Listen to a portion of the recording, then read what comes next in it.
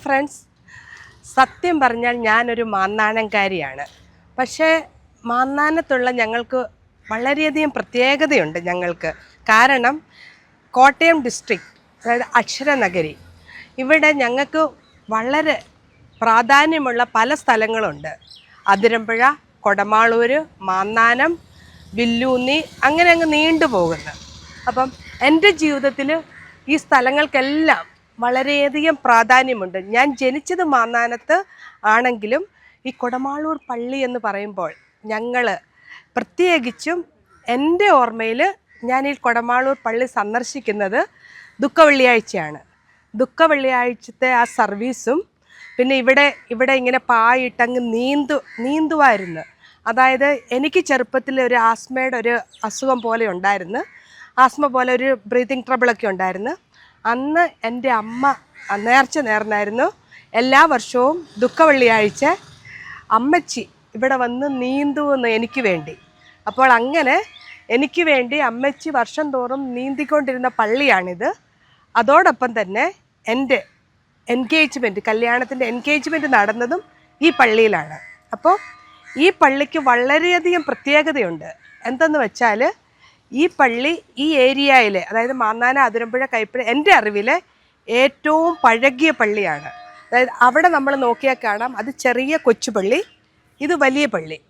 ഇപ്പോൾ ഈ വർഷത്തിന് വളരെയധികം പ്രാധാന്യമുണ്ട്.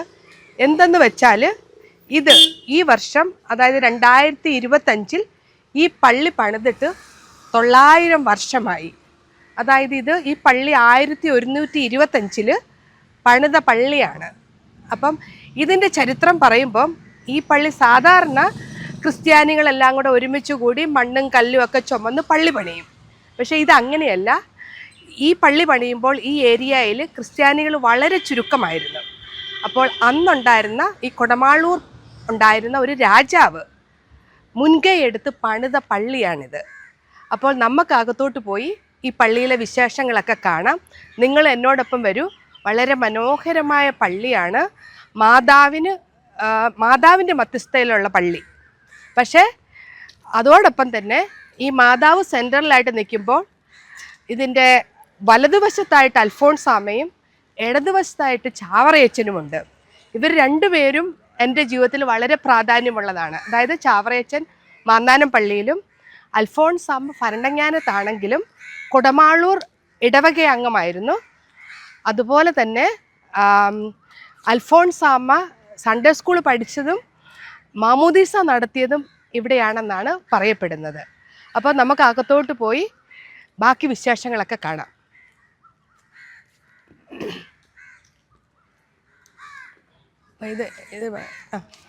നീ എടുത്ത് ചെറിയ പള്ളി, അതായത് ഏറ്റവും പഴയ പള്ളി, ഇതാണ് ആദ്യം പണിത പള്ളി. പക്ഷേ എൻ്റെ ഓർമ്മയിൽ ഈ 2 പള്ളിയുമുണ്ട്. പക്ഷേ ഇത് ആണ് ആദ്യം പണിത പള്ളി. അതുപോലെ തന്നെ ഈ പള്ളി ചില മെയിൻ്റനൻസ് വർക്കുകളൊക്കെ ചെയ്തെങ്കിലും എൻ്റെ ഓർമ്മയിൽ അന്നും ഇന്നും ഈ പള്ളിയുടെ ആ സ്ട്രക്ചറിനൊന്നും ഒരു മാറ്റവും വന്നിട്ടില്ല. ആ പഴയ പള്ളി അതുപോലെ തന്നെ സൂക്ഷിച്ചു വെച്ചിരിക്കുവാണ്. അപ്പം നമ്മൾക്ക് അകത്തോട്ട് കയറി നോക്കാം. ഇതിൻ്റെ എത്രത്തോളം പഴമയുണ്ട്. ഇവിടെ നോക്കുമ്പം ആ പണ്ടത്തെ ആ കരിങ്കല്ലൊക്കെ നമുക്ക് കാണാം. ഇവിടെ കരിങ്കല്ലും പള്ളിയിൽ ആൾക്കാർ പ്രാർത്ഥിക്കുന്നുണ്ട്. അതുകൊണ്ട് ഞാൻ നിശബ്ദമായിട്ട് നമുക്ക് അകത്തോട്ട് കയറാം.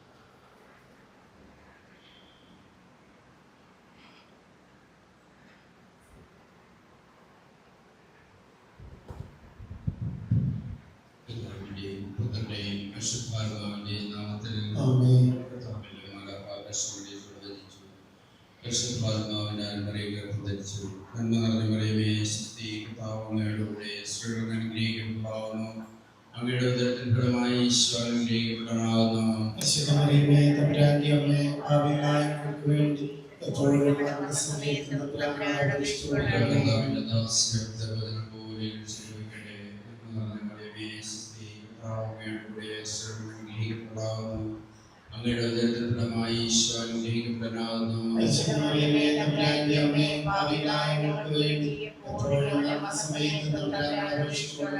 വചനം മാംസമായി നമ്മുടെ ഇടയിൽ വസിച്ചു. അങ്ങയുടെ കൂടെ അനുഗ്രഹിക്കപ്പെടാവുന്നു. അങ്ങയുടെ ഉദരത്തിൽ ഫലമായി ഈശോ അനുഗ്രഹിക്കപ്പെട്ടവനാകുന്നു.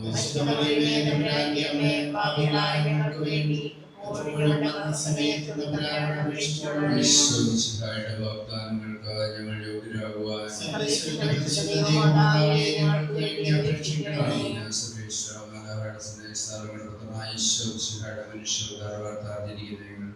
അവിടുത്തെ പീഡാനുഭവവും കുരിശുമരണവും മുഖേന ഉയർപ്പിന്റെ മഹിമയും പ്രായപ്പാൻ അനുഗ്രഹിക്കുകയും ചെയ്യണമെന്ന് ഞങ്ങളുടെ കർത്താവ് ഈശോ വഴി അങ്ങയുടെ ഞങ്ങൾ പ്രാർത്ഥിക്കുന്നു. ആമേൻ. ഇത് കുടമാളൂർ പള്ളി പണിത സമയത്ത് എഴുതപ്പെട്ട ശിലാലിഖിതമാണ്. ഇതിൻ്റെ ഭാഷ എന്താണെന്ന് എനിക്ക് മനസ്സിലാകുന്നില്ല. അന്നും ഇന്നും അതുപോലെ തന്നെ ഇത് സൂക്ഷിച്ചു വെച്ചിരിക്കുകയാണ്. അതുകൊണ്ട് ഇതൊരു കുടമാളൂർ പള്ളി ഇപ്പോൾ ഒരു തീർത്ഥാടന കേന്ദ്രം കൂടിയാണ്. 2020 മുതൽ ഇതൊരു തീർത്ഥാടന കേന്ദ്രമാണ്.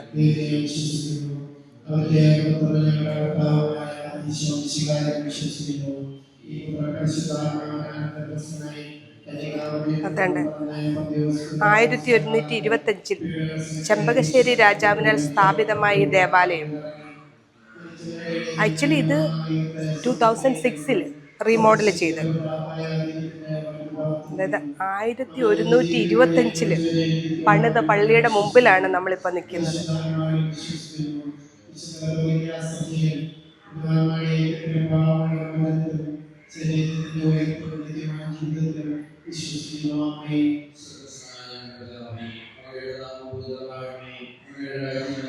അതുപോലെ തന്നെ നോക്ക്,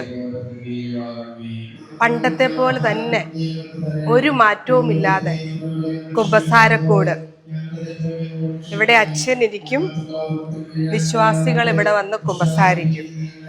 ആ പഴയ കുമ്പസാരക്കൂട് ഒരു മാറ്റവുമില്ലാതെ. അപ്പോൾ ഈ പള്ളിയിൽ നമ്മൾ കാണുന്നത് കുറച്ച് റീമോഡൽ ചെയ്തെങ്കിലും ആ പഴമ ഒട്ടും മാറ്റവും വരാതെ പഴമ നിലനിർത്തിക്കൊണ്ട് പള്ളി നശിക്കാതിരിക്കാൻ വേണ്ടി മാത്രം ഉള്ള റീമോഡൽ ചെയ്താണ് ഈ പള്ളി ഇപ്പോൾ ഇവിടെ ഇരിക്കുന്നത്. അപ്പോൾ നമുക്കിനി പുറത്തോട്ട് പോയി ഇതിൻ്റെ പരിസരങ്ങളും പിന്നെ പുതിയ പള്ളിയും ഒന്ന് സന്ദർശിക്കാം. ഞാൻ മാന്നാനംകാരിയാണ്. ഈ കൊടമാളൂർ പള്ളി എനിക്കറിയാം, ഇത് പഴയ പള്ളിയാണെന്ന് എനിക്കറിയാം. പക്ഷെ 900 വർഷമായെന്ന് എനിക്കറിയത്തില്ലായിരുന്നു. അപ്പം 900 വർഷം പഴക്കമുള്ളൊരു പള്ളി നമ്മുടെ അടുത്ത് തന്നെ ഉണ്ടെന്നറിഞ്ഞപ്പോൾ എനിക്കൊരാഗ്രഹം, ഈ പള്ളിയുടെ ചരിത്രം അറിഞ്ഞാൽ കൊള്ളാമെന്ന്. അപ്പം അങ്ങനെ വിചാരിച്ച് എനിക്ക് ഇവിടുന്ന് ഒരു ബുക്ക് കിട്ടി. പക്ഷെ അത് വായിച്ചപ്പോഴും ഞാൻ ഓർത്ത് അതിനേക്കാളും നല്ലതാണ്. അപ്പോഴാണ് ഞാൻ അമലിനെ ഓർത്തത്. കാരണം അമൽ എനിക്കറിയാം, ഈ കൊടമാളൂർ പള്ളി ഇടവക അംഗമാണ്, ഇവിടുത്തെ സൺഡേ സ്കൂൾ അധ്യാപകനുമാണ്. അതുപോലെ തന്നെ എൻ്റെ കസിനാണ്, അപ്പം എൻ്റെ കുഞ്ഞനിയനാണ്. അപ്പം അമല് ഈ കൊടമാളൂർ പള്ളിയുടെ ചരിത്രം ഒന്ന് പറയാമോ? തീർച്ചയായിട്ടും ചേച്ചി, ഇതിന്റെ ചരിത്രം പറയുകയാണെങ്കിൽ AD 1125 ഈ പള്ളി പണിതായിട്ട് പറയുന്നത്. അപ്പൊ അത് ചെമ്പകശ്ശേരി രാജാവിനാൽ പണിതായിട്ടാണ് പറയുന്നത്. ഇപ്പൊ ചെമ്പകശ്ശേരി രാജാവ് ആരാന്ന് ചോദിച്ചാൽ നമുക്ക് ഐതിഹ്യമാലയൊക്കെ ഉണ്ടല്ലോ, ഐതിഹ്യമാലയിലെ ഒരു കഥാപാത്രമാണ് ചെമ്പകശ്ശേരി രാജാവൊക്കെ. അതിനകത്ത് പണ്ട് അദ്ദേഹത്തിൻ്റെ ഒരു ചരിത്രം പറയുന്നത് എങ്ങനെയാണെന്ന് പറഞ്ഞു കഴിഞ്ഞാൽ, പണ്ടൊരു കാലഘട്ടത്തിൽ ഇവിടെ യുദ്ധങ്ങളൊക്കെ നടന്ന സമയത്ത് കുറച്ച് പടയാളികൾ, അതായത് സൈനികർ അവിടുന്ന് പ്രാണരക്ഷാർത്ഥം ഓടി വന്ന ഒരു കഥ പറയുന്നുണ്ട്. അപ്പം അങ്ങനെ അവർ അഭയം തേടാനായിട്ട് വന്നൊരു സമയത്ത് ഇവിടെ പലരോടും അപേക്ഷിക്കുന്നു. അപ്പം ആരും അഭയം കൊടുക്കുന്നില്ല. അപ്പം കുറച്ച് പേര് പറയുന്നു, ഇന്ന ഇല്ലത്തേക്ക് പോയാൽ മതി, അവിടെയുള്ളവർ നിങ്ങളെ കൈകാര്യം ചെയ്തോളും, നിങ്ങൾക്ക് ഭക്ഷണവും കാര്യങ്ങളെല്ലാം ചെയ്തു തന്നോളൂ എന്ന് പറഞ്ഞു. ആ ഒരു പ്രതീക്ഷയിൽ പക്ഷെ അവർ ആ ഇല്ലത്ത് ചെല്ലുമ്പം ആ ഇല്ലത്ത് വളരെ ദരിദ്രമായ അവസ്ഥയിലാണ് ആ ഇല്ലക്കാർ നിൽക്കുന്നത്. അപ്പം ഇവർ ആ ഇല്ലക്കാരെ കളിയാക്കാൻ വേണ്ടിയാണ് തങ്ങളെ ഇങ്ങോട്ട് പറഞ്ഞയച്ചെന്നൊക്കെ അവർക്ക് മനസ്സിലാവുന്നു. അപ്പം ആ നിൽക്കുന്ന സമയത്ത് അവിടെ ഉണ്ടായിരുന്ന ഒരു അമ്മയും മകനും ഒക്കെയാണ് അവിടെ ഉണ്ടായിരുന്നത്. അപ്പോൾ അവരുടെ കയ്യിലുള്ള ഒരു പുലിനക്ക മോതിരവും അങ്ങനെ ആ കാര്യങ്ങൾ എന്താ അവരുടെ കയ്യിലുള്ളത് അതൊക്കെ വെച്ച് ഇവർക്ക് വേണ്ടിയുള്ള ഭക്ഷണമൊക്കെ മേടിച്ചു കൊടുക്കാനുള്ള ശ്രമം നടത്തുകയുണ്ടായി. ഇത് കണ്ടുകൊണ്ട് ഇവരെന്ത് ചെയ്യുന്നുണ്ട്, ഇവർ രാജാവിൻ്റെ അടുത്ത് ചെന്നിട്ട് ഇതുപോലെ ഞങ്ങൾക്ക് കുറച്ച് സ്ഥലം വേണം എന്നും പറഞ്ഞുകൊണ്ട് രീതിയിലേക്ക് രാജാവിനെ പോയി സമീപിക്കുകയാണ്. ഈ പട്ടാളക്കാർക്ക് ഇവർക്ക് ജീവിക്കാനായിട്ടും ഒക്കെ സ്ഥലം വേണമെന്ന് പറഞ്ഞുകൊണ്ടും എങ്ങനെയെങ്കിലും ഈ ഇല്ലക്കാർക്കും ഒരു സഹായം ചെയ്തു കൊടുക്കണമെന്ന പ്രതീക്ഷയിലാണ് രാജാവിനെ പോയി കാണുന്നത്. അപ്പം അങ്ങനെ രാജാവിനെ പോയി കണ്ടപ്പോൾ രാജാവ് പറഞ്ഞു, നിങ്ങളെ കൊണ്ട് ഒരു ദിവസം കൊണ്ട് വെട്ടിയെടുക്കാവുന്ന വാളുകൊണ്ട് നിങ്ങൾക്ക് ഒരു ദിവസം കൊണ്ട് വെട്ടിയെടുക്കാവുന്ന സ്ഥലം നിങ്ങളങ്ങ് വേണമെങ്കിൽ എടുത്തോളാൻ പറഞ്ഞുകൊണ്ട് അങ്ങനെ വിടുമായിരുന്നു.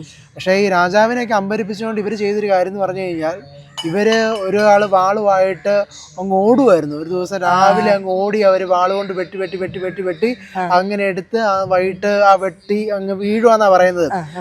അങ്ങനെ വെട്ടിയെടുത്ത് വലിയൊരു പ്രദേശം ഇവരങ്ങ് വെട്ടി അങ്ങ് എടുത്തു.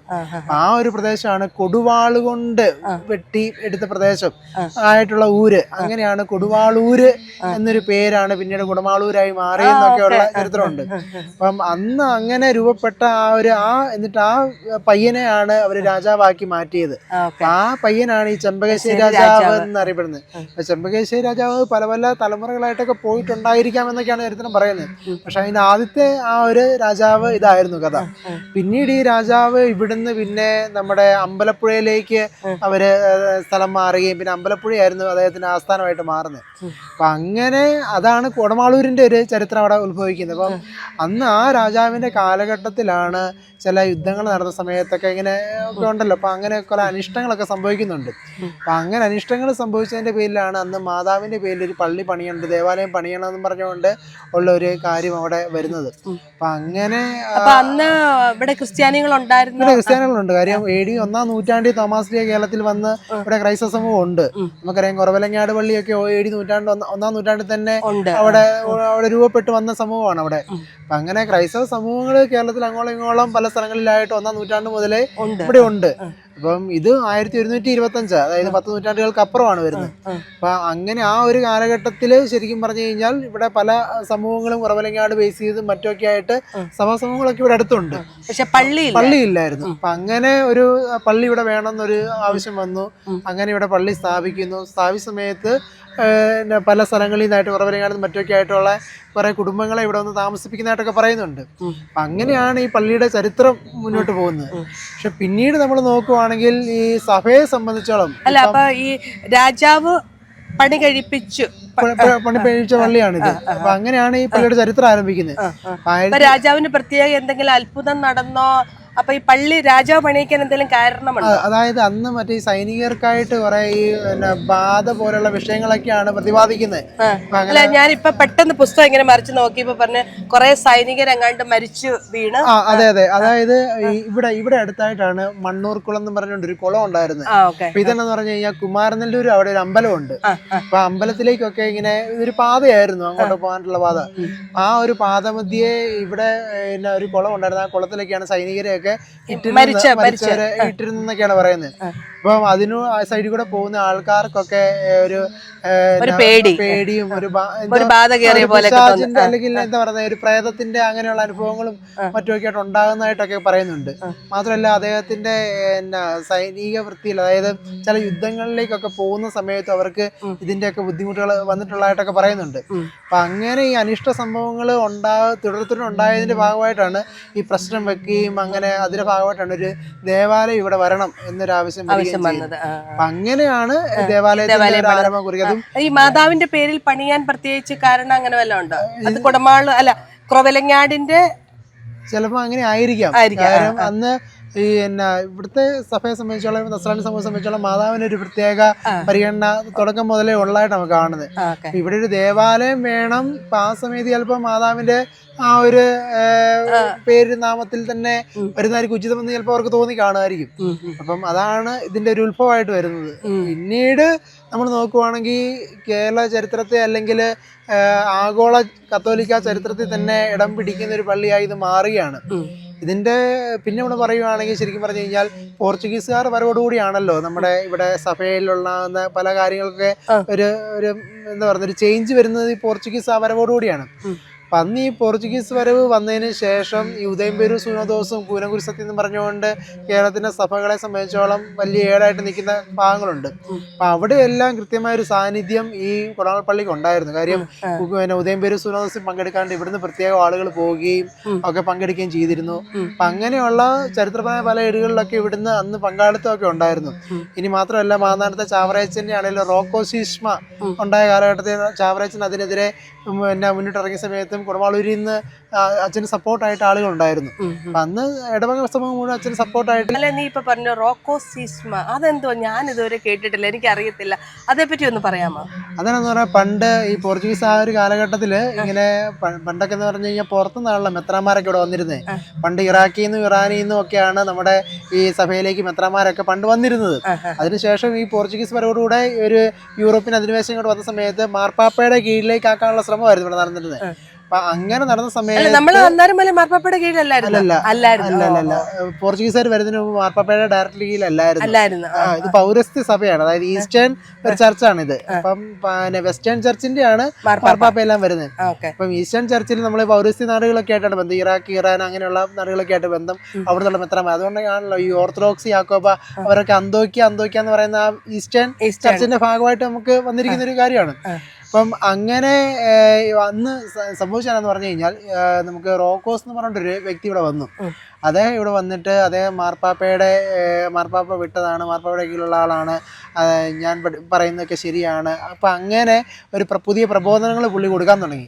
അപ്പം അങ്ങനെ കൊടുക്കാൻ തുടങ്ങിയപ്പോൾ ഇവിടെ പലർക്കും സംശയമായി ഇദ്ദേഹം യഥാർത്ഥത്തിലുള്ള ആളാണോ എന്താണെന്നുള്ളത്. അപ്പം അത് അന്വേഷിക്കാനായിട്ട് അന്ന് ചാവറയച്ചനെ നിയോഗിക്കുകയും ചാവറയച്ചൻ റോമിൽ പോയി കാര്യങ്ങൾ മനസ്സിലാക്കി തിരിച്ചു വരികയും ഇദ്ദേഹം പറയുന്ന തെറ്റായ പ്രബോധനങ്ങളാണ്, ഇതിൽ യാഥാർത്ഥ്യമില്ലെന്ന് പറഞ്ഞുകൊണ്ട് കൃത്യമായും ആ റോക്കോസ് അത് തെറ്റായ പ്രബോധനം, അതിനെ ശീഷ്മ എന്ന് പറയുന്നത് തെറ്റായ പ്രബോധനമാണെന്നുള്ള. അപ്പൊ അത്തരത്തിലൊരു ശീഷ്മയാണ് ഈ റോക്കോസ് എന്നുള്ളത് സഭയെ മനസ്സിലാക്കി അങ്ങനെ വീണ്ടെടുക്കുകയാണ് ചെയ്യുന്നത്. അപ്പൊ ഇതുപോലെ തന്നെ ചാവറയച്ചൻ റോമിൽ പോയിട്ടുണ്ട് നീ പറഞ്ഞപ്പോഴാണ് ഞാൻ അറിയുന്നത്. അപ്പൊ അങ്ങനെ ഇപ്പൊ കൊടമാളൂർ പള്ളിക്ക് അങ്ങനെ സഭാ ചരിത്രത്തിൽ അപ്പൊ ചാവറയച്ചന്റെ നേതൃത്വത്തിൽ ഈ ഏരിയയിലുള്ള എല്ലാവരും കൂടെ പല ഇടവകളെല്ലാം കൂടെ നിന്നിട്ടുണ്ട്. അതിലൊരു ഇടവകയാണ് കൊടമാളൂർ ഇടവക. ആ കാലഘട്ടത്തിലും സഭയോടൊത്ത് എന്നും നിൽക്കുന്ന ഒരു ഇടവകയാണ്. മാത്രമല്ല പിന്നീട് നമ്മൾ ചരിത്രം നോക്കുവാണെങ്കിൽ അങ്ങനെ ഉദയംപേരൂർ സുനോസ് അങ്ങനെ കാര്യങ്ങളെല്ലാം പോകുന്നു. പക്ഷെ പിന്നീടാണ് നമ്മുടെ സഭയുടെ കൃത്യമായിട്ട് ഏടായിട്ട് നമ്മുടെ അൽഫോൺസാമ, ഭാരതത്തിൽ ആദ്യ വിശുദ്ധയായിട്ടുള്ള അൽഫോൺസാമയുടെ ഇടവക ദേവാലയമാണിത്.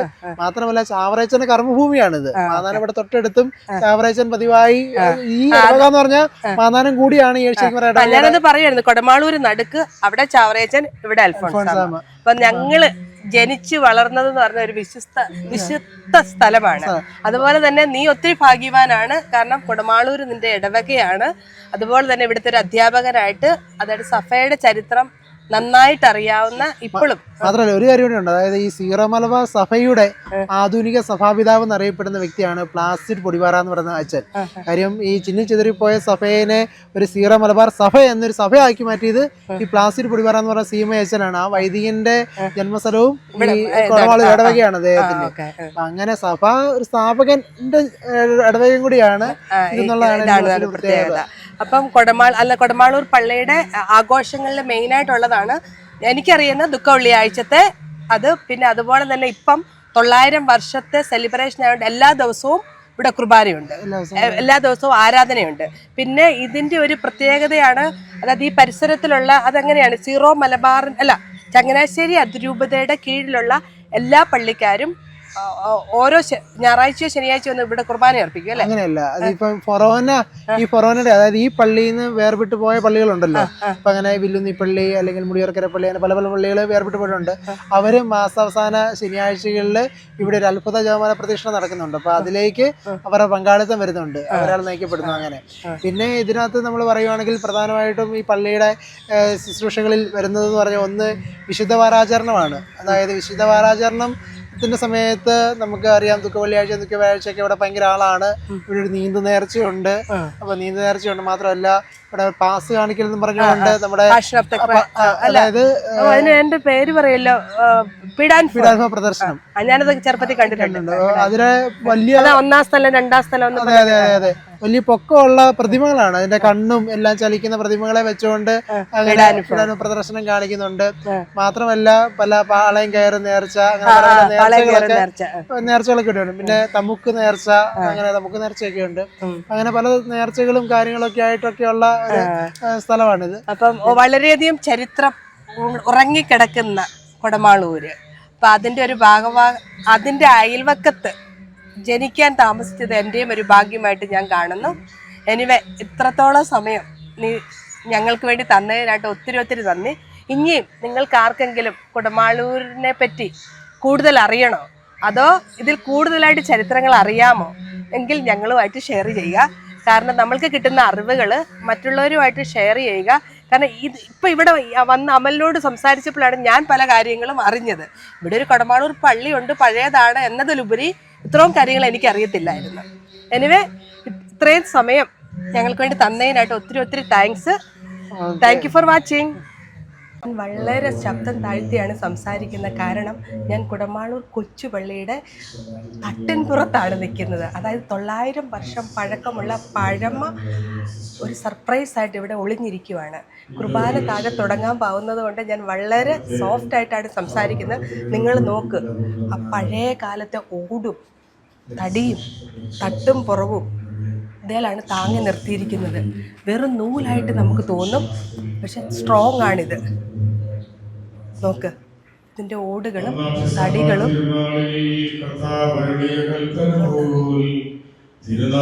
അതുപോലെ ഡോറ്.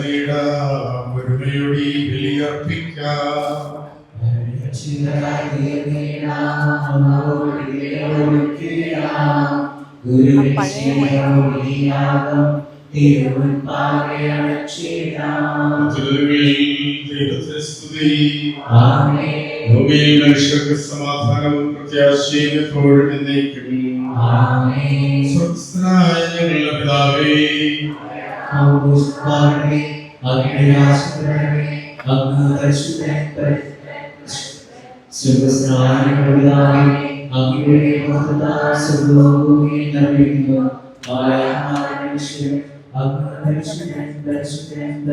താഴോട്ടിറങ്ങുവാണ്. കുർബാന നടക്കുന്നത് കൊണ്ട്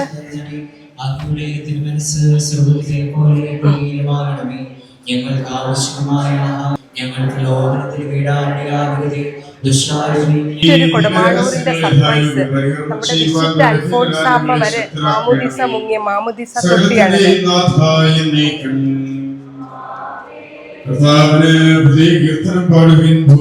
സഹായം. ഈ പുണ്യാളനെ പറ്റി ഒന്ന് പറയാമോ? ഓക്കെ, തീർച്ചയായിട്ടും. ദേവസായം പിള്ള നമുക്ക് ഏവർക്കും പരിചിതമാണ്. അതായത് ശരിക്കും പറഞ്ഞാൽ തമിഴ്നാട്ടിലാണ് പ്രദേശം. തമിഴ്നാട്ടിൽ അദ്ദേഹം പണ്ട് ദേവസഹായം പിള്ള തമിഴ്നാട്ടിൽ നിന്നുള്ള പുണ്യാളനാണ്. അപ്പൊ അദ്ദേഹം ഒരു അൽമായനാണ്. അതാണ് പ്രത്യേകത. അതായത് സാധാരണ അച്ഛന്മാർ സിസ്റ്റേഴ്സൊക്കെ ആണല്ലോ വിശുദ്ധരൊക്കെ ആയി മാറുന്നത്.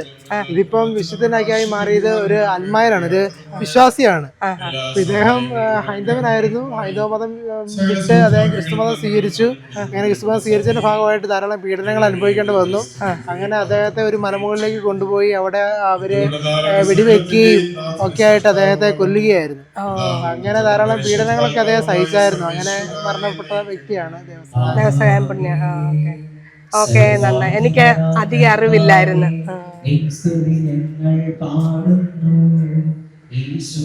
എനിവേ നമുക്ക് കുർബാന തുടങ്ങി. അതുകൊണ്ട് നമുക്ക് ഇനി കുർബാന കാണാൻ പോകാം. നിങ്ങൾക്ക് ഇത് ഇഷ്ടമായെന്ന് വിശ്വസിക്കുന്നു. വരിക, കൊടമാളൂർ പള്ളി വരിക, വന്ന് നിങ്ങൾ നേരിട്ട് കാണുക. ഇതൊരു തീർത്ഥാടന പ്രദേശം കൂടിയാണിപ്പം. അപ്പം പ്രാർത്ഥനയ്ക്കും തീർത്ഥാടനത്തിനും ഒരുപോലെ പ്രാധാന്യമുള്ള ഒരു പുണ്യസ്ഥലമാണ് കുടമാളൂര്. അപ്പം നിങ്ങൾ കുടമാളൂര് വന്നാൽ മാന്നാനത്ത് ചാവറേച്ചനുണ്ട്. ഇച്ചിരി അങ്ങോട്ട് മാറി അൽഫോൻസാമ്മയുടെ ജന്മഗ്രഹമുണ്ട്. പിന്നെ കുറച്ചങ്ങോട്ട് പറയാ ഭരണങ്ങാനത്ത് പോയാൽ അൽഫോൻസാമ്മയുടെ കർമ്മ പ്രദേശവും കാണാൻ പറ്റും. കബറിടമൊക്കെ കാണാം. ഇതാണ് നമ്മുടെ പ്ലാസിഡ് ജെ പൊടിപാറ. അപ്പൊ എനിക്കൊരു സംശയം, ഇത് നമ്മുടെ ജോർജ് ജോസഫ് പൊടിപാറ MLA ഒക്കെ കസിനാണ്. അദ്ദേഹത്തിന്റെ അപ്പന്റെ അനിയനോ ചേട്ടനോ അങ്ങനെയാണ്. ഓക്കെ. അപ്പൊ അതായത് അതായത് ഈ സീറോ മലബാർ സഭ 1899 മുതൽ 1985 വരെ. അതെ അതെ അതെ ആ അപ്പം ഞാനൊക്കെ ജനിച്ചു കഴിഞ്ഞാ മരിക്കുന്നത്. അതെ അതെ.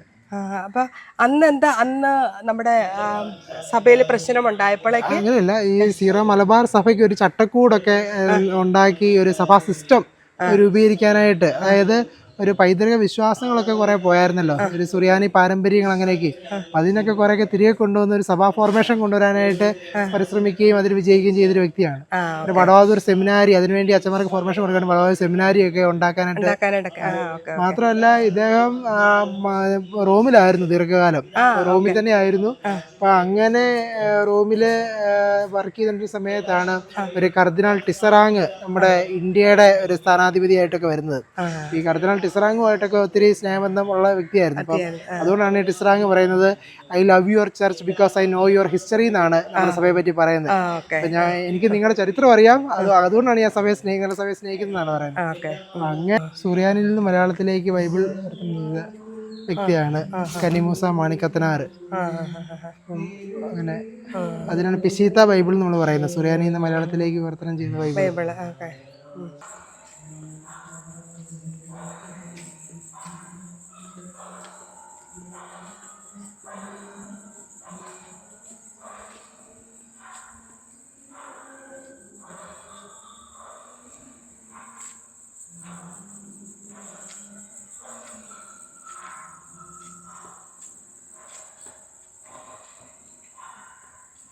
ഇതൊരു തീർത്ഥാടന പ്രദേശമായപ്പോഴേക്ക് കൂടുതൽ മനോഹരമാക്കി.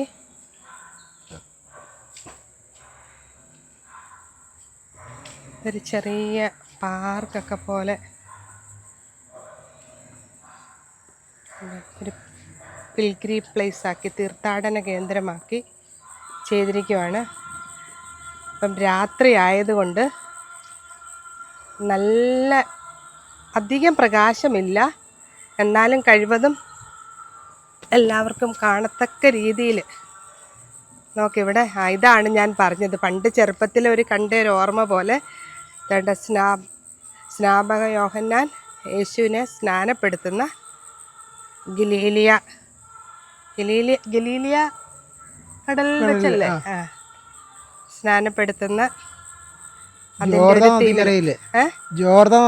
ജോർദാൻ നദിക്കരയില് ജോർദാനിയിലെ കല്ലോലങ്ങൾ,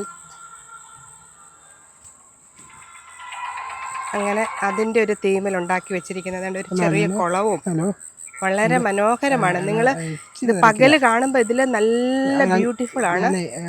നിങ്ങൾക്കൊക്കെ താല്പര്യമുള്ളവര് വന്ന് വിസിറ്റ് ചെയ്യുക. അപ്പോൾ നിങ്ങൾക്കറിയാം ഈ പ്രദേശം എത്ര മനോഹരമാണെന്ന്.